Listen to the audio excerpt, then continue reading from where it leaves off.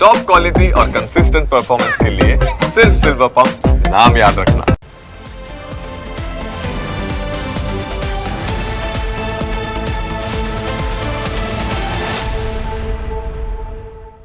વાત હવે અન્ય એક મુદ્દા વિશે।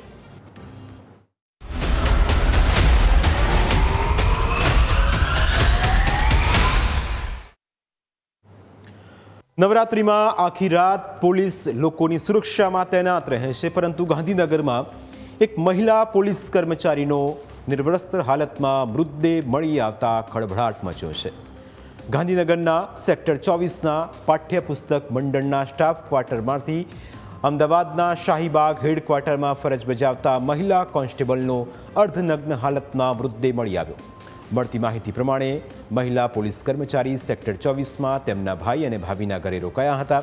આ દરમિયાન મહિલા કોન્સ્ટેબલના ભાઈ ભાભી ભાવનગર ખાતે વતનમાં માતાજીનું નૈવેદ્ય કરવા ગયા હતા, પરંતુ બહેન ફોન રિસીવ કરતી ન હોવાથી પડોશીને જાણ કરાઈ હતી।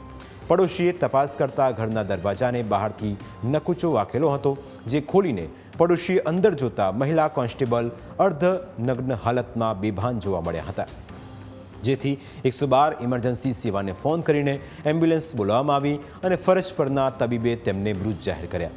આ બનાવની જાણ થતાં ગાંધીનગર એસપી, એલસીબી તેમજ સ્થાનિક પોલીસનો કાફલો ઘટના સ્થળે પહોંચ્યો હતો।